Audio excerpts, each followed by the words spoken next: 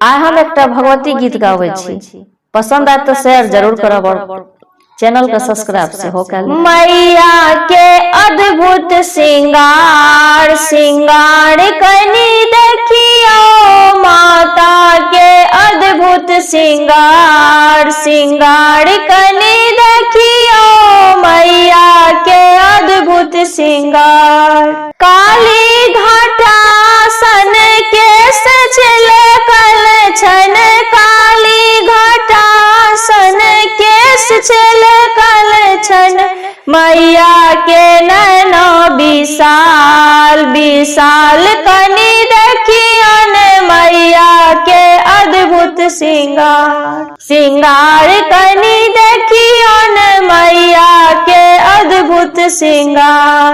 अड़हुल फूला के झुमका शोभे छन, अड़हुल फूला के झुमका शोभे छन, गाले शोभे मुंड माल माल कनी देखियन, मैया के अद्भुत श्रृंगार श्रृंगार कनी देखियन, मैया के अद्भुत श्रृंगार।